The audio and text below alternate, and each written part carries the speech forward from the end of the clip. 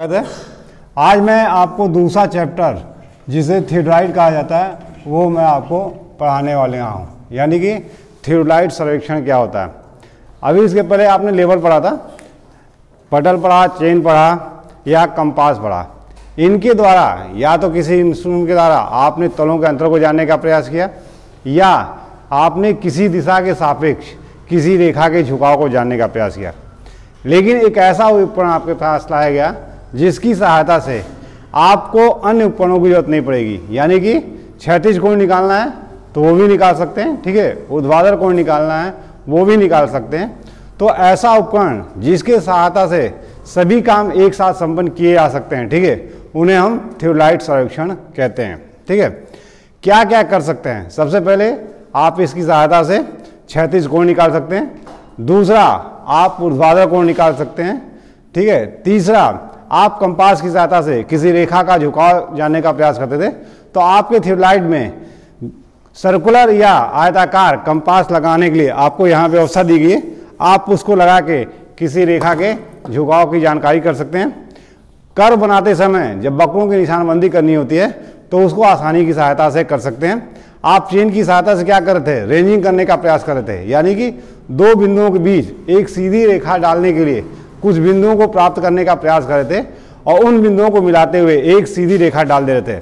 अब आपको अगर थियोडाइट मिला हुआ है तो आसानी से उस काम को कर सकते हैं। चेन में आपके पास कोई स्टेशन ए भी था, उसको किसी स्टेशन क्यू तक आपको ले जाना था। आपके पास मान लीजिए कोई एक रेखा थी जिसमें दो स्टेशन थे और इसको आपको क्यू तक बढ़ाना था, तो आप इस थियोडाइट की सहायता से कर सकते हैं। ठीक है, लेवल मशीन में आप जमीन की उच्चता और निम्नता का निर्धारण करने का प्रयास करते हैं, यानी कि दो बिंदुओं के बीच क्या तलों का अंतर होता है ये जानने का प्रयास कर रहे होते हैं, तो आप थियोडाइट की सहायता से इसे भी आसानी से कर सकते हैं। ठीक है, तो ये बहुत सारे काम हैं जो आप थियोडाइट की सहायता से कर सकते हैं, इसलिए ये थियोडाइट सबसे अच्छा या परिशुद्ध उपकरण आपके सामने आ गया था। जबकि आज की डेट जब हमने पढ़ाई किया था तो थियोडाइट ही था, लेकिन आज की डेट में इससे भी परिशुद्ध उपकरण आपके पास टोटल स्टेशन आ गया, जिसमें आपको ना तो क्षैतिज दूरी नापनी है ना ऊर्ध्वाधर दूरी नापनी है, वो पूरा का पूरा उसमें कुछ ऐसी व्यवस्था दी गई है जिसके द्वारा एक जगह आप इंस्ट्रूमेंट को खड़ा करने के बाद आप आसानी से उन चीज़ों को माप सकते हैं। जबकि थियोडाइट में क्या होगा, दो स्टेशनों के मध्य आपको दूरी को नापना होगा। ठीक है, अगर ऊर्ध्वाधर दूरी जा रही है तो उसे भी आप नापने का प्रयास करेंगे, तो यहाँ फार्मूला यूज कर लेंगे, एंगल मिल जाएगा, तो क्षैतिज दूरी आपके पास आसानी से पाठ्यांक की सहायता से मिल सकता है। क्लासिफिकेशन ऑफ थियोडाइट, यानी कि जो थियोडाइट है इसका वर्गीकरण कैसे करने का प्रयास करते हैं। ठीक है, ये थियोडाइट का वर्गीकरण तीन आधारों पर हम कर सकते हैं। सबसे पहले अकॉर्डिंग टू टेलीस्कोप, यानी कि जो थियोडाइट है इस थियोडाइट में आपके पास एक दूरबीन है, ठीक है, और इस दूरबीन की सहायता से आप इसका बता सकते हैं कि किस प्रकार की थियोडाइट होती है। तो पहला है आपके पास अकॉर्डिंग टू टेलीस्कोप, ठीक है, यानी कि जो इसमें दूरबीन लगी है उसके अनुसार। तो ये आपके पास दो तरीके की होती है, ट्रांजिट, ठीक है, यानी कि संक्रांति थियोडाइट, और दूसरा नॉन ट्रांजिट, ठीक है, यानी कि अशांकृत थियोडाइट। इसके बाद आता है अकॉर्डिंग टू लिस्ट काउंट, ठीक है, यानी कि अल्पतमांक के आधार पे। तो ये हमारे पास दो तरीके का आता है। ठीक है, एक आता है वर्नियर, आपका ट्रांजिट थियोडाइट या वर्नियर थियोडाइट आप कह सकते हैं, ठीक है, और दूसरा आपके पास है इलेक्ट्रॉनिक्स थियोडाइट। ठीक है, ये आपका लिस्ट काउंट्स के अनुसार आपके सामने, सॉरी ये इलेक्ट्रॉनिक्स नहीं, माइक्रो ऑप्टिक्स, ये आपके पास होता है माइक्रो ऑप्टिक्स थियोडाइट। ठीक है, और तीसरा है आपका इलेक्ट्रॉनिक्स थियोडाइट। ये आपके पास तीन थियोडाइट्स हैं, ठीक है, जिनकी सहायता से आप लेने का प्रयास करते हैं।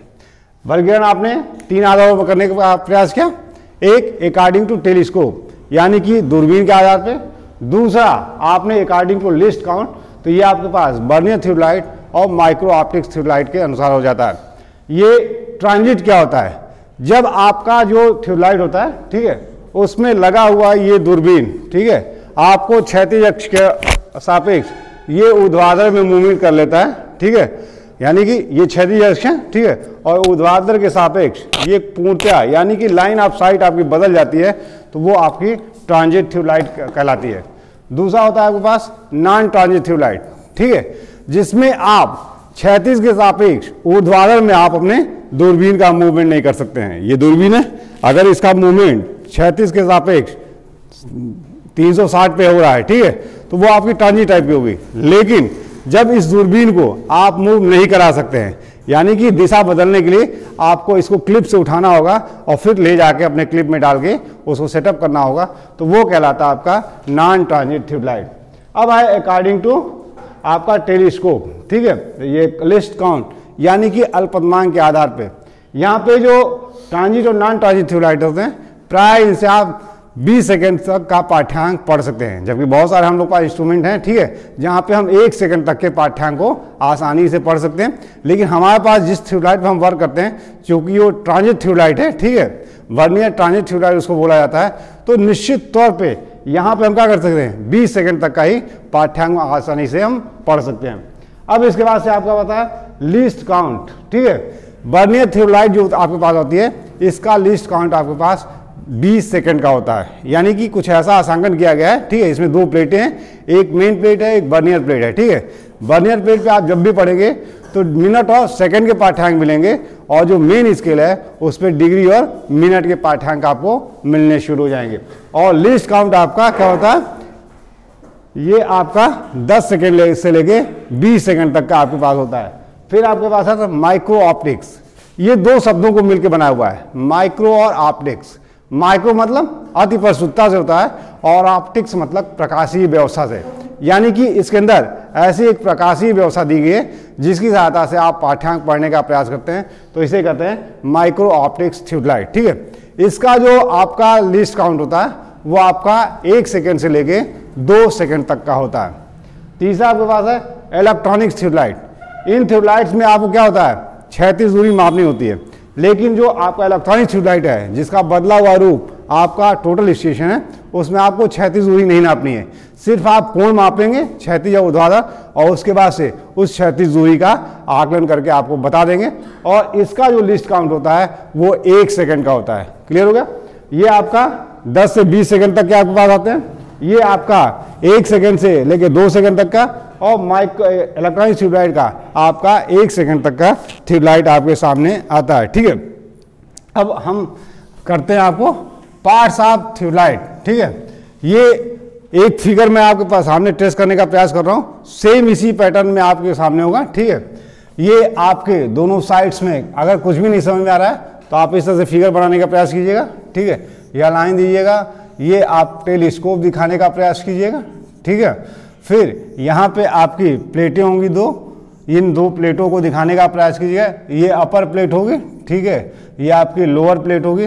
फिर आप नीचे आएंगे तो आपके फुट स्क्रूज होंगे, ठीक है, इस फुट स्क्रूज के नीचे आपका ये 3 टांगों वाला ट्राइपॉड होगा, ठीक है। यहाँ चूंकि ऊर्ध्वाधर कोण भी नापना है तो यहाँ पे आपकी वर्टिकल सर्किल होगी, ठीक है, क्लैंप होंगे जिस क्लैंप की सहायता से इसका रोटेशन कराएंगे। इसी प्रकार इन प्लेटों का संचलन रोकने के लिए यहाँ पे भी आपको इस तरह से क्लैंप लगे हुए हैं और इनके टेंजेंट स्क्रू लगे हुए हैं, ठीक है। और इस तरह से एक आप फिगर रफली बना सकते हैं, ठीक है। कभी कभी आता है फिगर बना के आपको पार्ट्स दिखाना होता है, अभी इधर तो ये क्वेश्चंस नहीं आ रहा है, ठीक है, तो बहुत ज़्यादा लेकिन एक बार रफली अगर एक हम आइडिया आपको दिखा रहे हैं ट्यूबलाइट को खड़ा करके सामने लेके, और उस पार्ट्स को हम बताते चले जाते हैं। ट्यूबलाइट्स में कितने पार्ट्स होते हैं? सबसे पहले हम टेलीस्कोप की बात किया जाए, ठीक है। आपकी टेलीस्कोप यानी कि दूरबीन क्या होता है, ये ट्यूबलाइट का मुख्य पार्ट्स होता है। जो आपका दूरबीन होता है ये ट्यूबलाइट्स का मुख्य पार्ट आपके सामने आता है, ठीक है। ये आपका ट्यूबलाइट है और ये आपकी दूरबीन है, ठीक है। इसी की सहायता से आप अपने क्षैतिज या ऊर्ध्वाधर पाठ्यांक को देखने का प्रयास करते हैं, जो कोण आपके सामने आते हैं उन कोणों को देखने का प्रयास करते हैं। इसमें 4 भाग होते हैं, ठीक है। जो दूरबीन होती है ये 4 भाग रखती है। आपके पास ऑब्जेक्टिव लेंस जिससे आप लक्ष्य को देखने का प्रयास करते हैं, दूसरा आपका आई पीस जिससे लक्ष्य को देखने का प्रयास करते हैं, ठीक है। तीसरा, ये आपके पास जो क्रॉस हेयर है, ठीक है, डायफ्राम बिम्पट है। और चौथा, आपके पास इसके बगल में लगा हुआ आपका फोक्सन स्क्रू है, जिसकी सहायता से आप अपने ऑब्जेक्ट को जो हिलता नजर आता है या आसपास नजर आता है दूरबीन में, ठीक है, उसको आप क्लियर करने का प्रयास करते हैं। क्लियर होगा ना? वे 4 पार्ट्स कौन कौन से हैं? पहला पार्ट आपके पास है आई पीस, जिसकी सहायता से आप लक्ष्य की ओर देखने का प्रयास करते हैं। ऑब्जेक्टिव लेंस, जिससे लक्ष्य को आप आधारित करते हैं, और सीधी एक रेखा निकले, लाइन ऑफ साइट, इसके लिए आईपीस के आगे एक डायफ्राम यानी कि बिम्पट लगा होता है, ठीक है, और उस बिम्पट की सहायता से आप इसको करने का प्रयास करते हैं। ये आपके सामने हो रहा है, ठीक है। ये क्या है आपके पास टेलीस्कोप में? ये ऑब्जेक्टिव लेंस है, ठीक है। ये आपका क्या है? आई पीस है, ठीक है। और यहां पे आपका एक डायफ्राम यानी कि बिम्पट है, जो आपका एक रिंग होता है, ठीक है। इस रिंग में क्रॉस हेयर पड़े होते हैं और इसके बाद एक आपका फोक्सन स्क्रू होता है, क्योंकि आपको 3 काम लेवल में करने पड़ते हैं, वही 3 काम आपको यहां भी करने होंगे। सेंडिंग करना होगा, लेवलिंग करना होगा और इलिमिनेशन ऑफ पैरेलैक्स करना। लंबन को करने के लिए क्या करते हैं? या तो आपका ये क्रॉस हेयर आईपीस पे स्पष्ट नजर नहीं आ रहा होगा, तब इसको सही करना होगा। और दूसरा, आप यहां से जब लक्ष्य को देख रहे होंगे तो वो लक्ष्य या तो अस्पष्ट होगा या हिलता हुआ नजर आ रहा होगा, ठीक है। तो ये एक बीमारी है, लक्ष्य का न दिखना या क्रॉस हेयर का अस्पष्ट न दिखना, ये हमारा लंबन कहलाता है। तो इलिमिनेशन ऑफ पैरेलैक्स यानी कि लंबन को निराश करने की प्रक्रिया तो 2 तरीके से करते हैं, एक फोकसिंग ऑफ आईपीस और दूसरा focusing of objective lens. Focusing of eyepiece के लिए आईपीस के आगे जो एक रिंग बनी होती है, उस रिंग को क्लॉकवाइज या एंटी क्लॉकवाइज रोटेट कराते हैं, तो हमारा क्रॉस हेयर स्पष्ट नजर आना से। पूरी प्रक्रिया में ये सिर्फ एक बार करते हैं। अगर किसी ने छेड़छाड़ कर दिया और डिस्टर्ब हो गया तब करते हैं, नहीं तो पूरी प्रक्रिया में सिर्फ एक बार कर देते हैं। क्रॉस हेयर स्पष्ट है, अब उसको कोई सेटिंग नहीं करनी है, वो अपनी जगह मेंटेन रहेगा, आपको दिखाई देता रहेगा। चूंकि लक्ष्य की दूरी घटती बढ़ती रहेगी, तो लक्ष्य आपको हिलता या अस्पष्ट नजर आएगा, ठीक है। तो उसके लिए बगल में लगे हुए फोक्सन स्क्रू को क्लॉकवाइज या एंटी क्लॉकवाइज जब रोटेट कराते हैं, तो आपका लक्ष्य धीरे धीरे करके उस पर स्पर्श हो जाता है, उसका हिलना बंद हो जाता है। तो ये 4 पार्ट आपके पास क्लियर हो गए। आपके पास आई पीस है, ठीक है, दूसरा ऑब्जेक्टिव लेंस है, तीसरा डायफ्राम है, ठीक है, और चौथा आपके पास फोक्सन, ठीक है, अरेंजमेंट है। ये आपके पास टेलीस्कोप है। टेलीस्कोप जो होगी वो आपकी 2 तरीके की होगी, या तो इंटरनल फोकसिंग की होगी या आपके एक्सटर्नल फोकसिंग की आपके सामने आ रही होगी। क्लियर हो गया? हाँ, फोकसिंग मैंने सेकेंडरी में बताया था आपको कि इंटरनल क्या होता है और आपके पास एक्सटर्नल फोकसिंग क्या होती है। ये चीज मैंने आपको बताने का प्रयास किया था, ठीक है। उसमें संचलन कराया जाता है, रैक एंड पिनियन की व्यवस्था दी गई होती। जो आपका एक्सटर्नल फोकसिंग होता है उसमें क्या होता है?